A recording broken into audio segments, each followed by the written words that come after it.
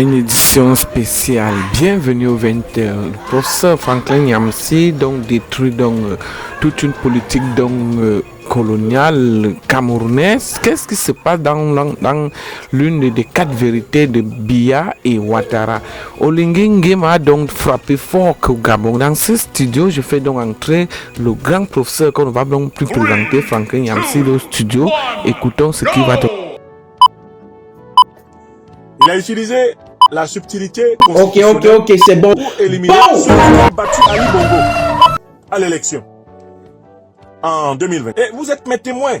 Je dis ces choses-là, on est le 13 avril 2025. Je dis, moi, Nyamsi Wa Cameroun, je vais rentrer au Cameroun et il y aura des millions de Camerounais dans la rue. D'accord? Et ceux qui écoutent cette émission se souviendront que j'avais dit que je rentrerai avec des millions de Camerounais dans la rue. Le prof sera bientôt au Cameroun. Préparez-vous pour l'accueillir. Bref, il y a un message au président Alassane Ouattara, Paul Biya et Oligui Nguema. Soyez la bienvenue sur notre chaîne YouTube. Je m'appelle Mr. A. Raoul l'étoile bleue. N'hésitez pas de vous abonner. Concernant l'élection au Gabon, regardez cette vidéo d'abord avant de regarder la vidéo du professeur Franklin Nyamsi.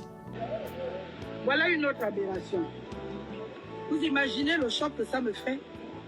Le choc que ça me fait, chers compatriotes, d'aller dans un bureau de vote et de trouver la carte électeur de mon père. Est-ce que vous imaginez la violence? C'était comme ça pendant le référendum. Ils ont dit qu'à Minzik, il y a eu 100% de vote à Minzik. Sauf que dans les 100% de vote, mon père est parti de sa tombe, là, juste derrière cette église, c'est là où est enterré mon père. Mon père est parti de sa tombe pour venir voter, pour faire un 100% de vote. Et quand ils vont vouloir passer en force et tricher ce soir, vous allez encore entendre, pour imposer un 100%. Et il n'y a pas que mon père. Il y a des milliers et des milliers de morts qui se retrouvent sur des listes électorales et qui se retrouvent avec, bien évidemment, des cartes d'électeurs. Et on utilise, chers compatriotes, on utilise leurs cartes d'électeurs avec des procurations. Des procurations qui ne sont possibles que pour les fervents défenseurs d'Oligui Nguema. Pas pour nous autres. Nous, on ne peut pas faire les procurations. Mais eux peuvent faire les procurations. Et ils font les procurations sur les morts. Ils vont aller voter pour les morts. Et ils vont donner des chiffres qui n'existent pas. J'apprends ce jour qu'au Gabon, le général Dansoman, Brice Clotaire Oligui Nguema, aurait été soi-disant proclamé élu par plus de 90% des voix président de la République du Gabon. Je voudrais rappeler que ce qui vient de se passer au Gabon ne mérite pas le nom d'élection. J'ai élaboré un concept pour éclairer des phénomènes comme celui qu'on vient de voir au Gabon. Vous connaissez le concept. C'est une élection pourrie. Et on peut écrire le mot pourrilection. Une pourriture électorale. Pourquoi ce qui s'est passé au Gabon est une pourrilection et non pas une élection présidentielle? C'est une pourrilection présidentielle, pourquoi? Premièrement, parce que M. Brice Clotaire Oligui Nguema a pris le soin d'éliminer les Gabonais du processus électoral. C'est-à-dire d'empêcher les Gabonais de contrôler chacune des phases du système électoral. Autrement dit, ce sont des élections organisées pour Oligui, par Oligui, en vue d'Oligui. Ce sont des élections oliguiennes. Il s'agit en réalité d'une blague oliguienne. Et il appelle ça élection. Deuxième point. Oligui Nguema a pris la peine d'exclure les candidats de l'opposition qui pouvaient, avec certitude, le battre. Il a utilisé la subtilité constitutionnelle pour éliminer celui qui a battu Ali Bongo à l'élection en 2023. Le professeur Ondo Ossa. Si Oligui Nguema était un putschiste pour la démocratie, il aurait renversé Ali Bongo et demandé à Ondo Ossa, le président élu des Gabonais, d'aller exercer le pouvoir. Non, il n'a pas fait son coup d'État pour restaurer la soi-disant démocratie gabonaise qui aurait été atteinte. Non. S'il l'avait fait, il n'aurait pas empêché Ondo Ossa, qui a pourtant gagné l'élection contre Ali Bongo, il n'aurait pas empêché d'être candidat en utilisant la clause de 70 ans pour l'éliminer de l'élection. Écoutez-moi bien. Quatrième idée importante. Si ce machin-là était une élection, mais Oligui Nguema n'aurait pas menti diaboliquement devant le peuple gabonais en disant qu'il allait rendre le pouvoir aux civils. Alors que le civil dont il parlait, c'était lui-même. Oligui Nguema n'allait pas prétendre que les Gabonais ont des problèmes de compréhension de la langue française. En proférant l'énormité de dire « je vais rendre le pouvoir aux civils » et en se mettant à disposition de l'armée pour prétendre être devenu un civil, Oligui Nguema a clairement indiqué qu'il était dans un processus de confiscation du pouvoir d'État dans le cadre d'une révolution de palais. Car comment Oligui Nguema est-il arrivé au pouvoir? Il est important de le savoir. Il est arrivé au pouvoir à la faveur d'une division dans le clan de la dictature corrompue des Bongo. Cette division oppose la femme d'Ali Bongo, Sylvia Bongo Ondimba, et la grande sœur d'Ali Bongo, Pascaline Bongo Ondimba.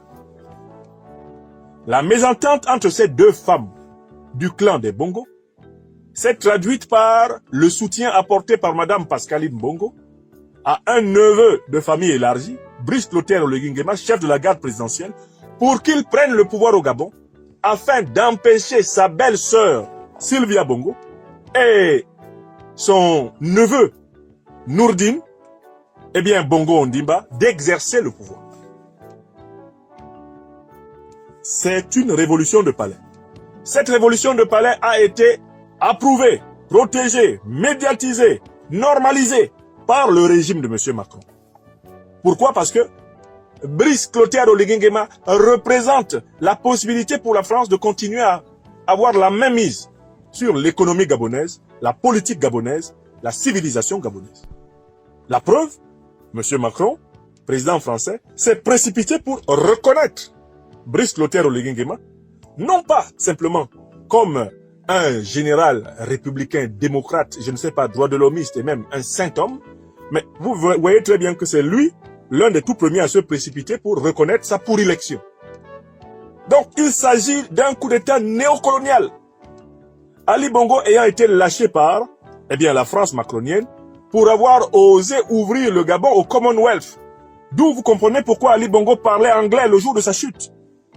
Make noise, make noise, make noise. Il voulait dire, ce sont les alliés de Paris qui m'ont renversé. Parce que je ne fais plus les 4 volontés de Paris et que je suis devenu comme un enfant gâté de la France-Afrique. Donc, Oligui Nguema que vous voyez là, il n'a pas été élu. Ce qu'il a fait là, c'est pas une élection, c'est une pour-élection. Il s'agit d'une mauvaise blague, d'une blague de mauvais goût. Il s'agit d'un cafouillis. Ce dansoman agité est indigne d'exercer les fonctions présidentielles. Même dans un pays abandonné, on ne doit pas laisser un type comme ça être président. D'accord? C'est un sous-préfet de la France-Afrique.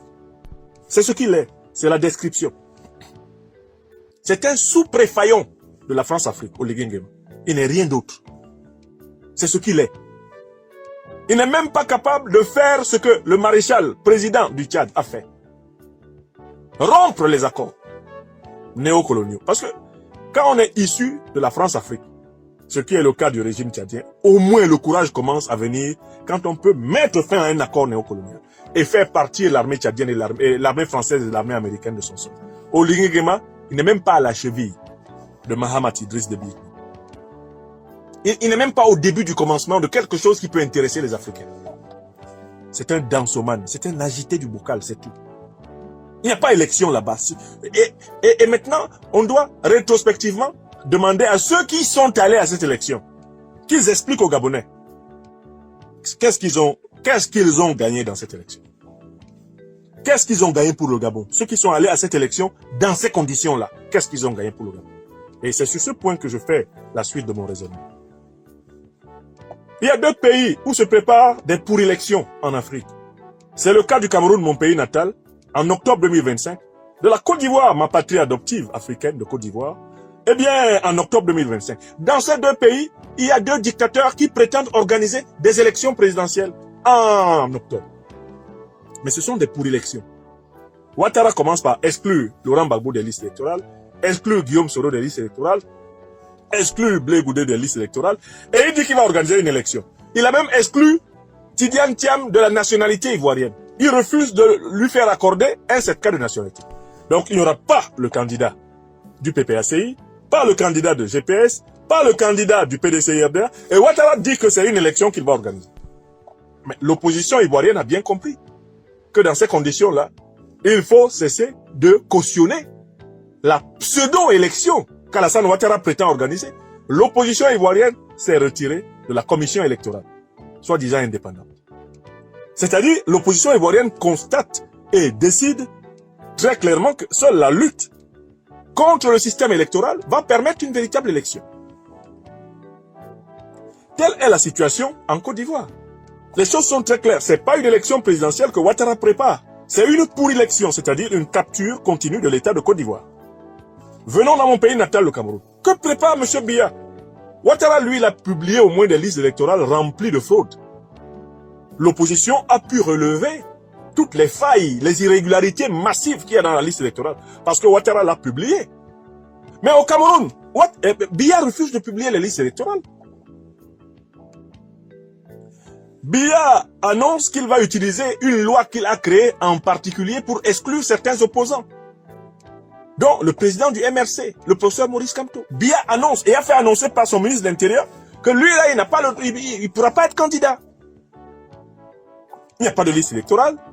Il y a une menace d'exclusion de plusieurs candidats au motif qu'ils ne remplissent pas les critères d'une loi unique inventée par le dictateur. Et les gens continuent à parler d'élection. Il y a une élection qui se prépare au Cameroun. Ce que Oligui Nguema vient de faire, c'est soi-disant 90%, sont un avertissement sur ce que Paul Biya va faire. C'est ce que Paul Biya va faire. Tous ceux qui disent là qu'ils sont candidats à une élection au Cameroun, qu'ils expliquent comment ils vont échapper à la jurisprudence Oligui Nguema. Qu'ils viennent expliquer ça aux Camerounais. L'opposition ivoirienne a compris qu'il faut construire un rapport de force populaire pour obtenir un processus électoral fiable en Côte d'Ivoire. Alassane Ouattara ne veut pas organiser d'élection présidentielle. Et par conséquent, il faut lutter pour imposer un système électoral équitable en Côte d'Ivoire. Et lutter, ça veut dire affronter l'obstacle. Ouattara Draman. Au Cameroun, Paul Biya n'a jamais voulu organiser d'élection présidentielle. On ne peut pas avoir d'élection présidentielle si collectivement, on ne comprend pas qu'il faut lutter pour la fin du système Biya. Voilà des situations. Et ce qui vient de se passer au Gabon est un avertissement à toutes les oppositions de pays comparables, de pays de régimes comparables. Vous qui êtes au Cameroun, vous n'obtiendrez dans le meilleur des cas qu'un résultat comme celui d'Oligui Nguema en faveur de Biya ou du candidat de son parti. Vous qui êtes en Côte d'Ivoire, vous obtiendrez un résultat qui va ressembler à celui d'Oligui Nguema pour Ouattara Draman ou le candidat de son parti. Dans les conditions actuelles, voilà la réalité du terrain.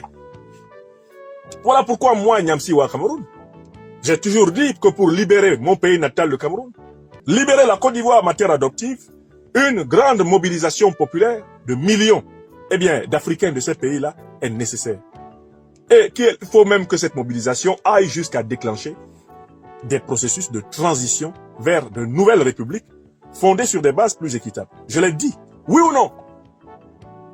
Vous savez que beaucoup d'individus me sont tombés à bras raccourcis dessus.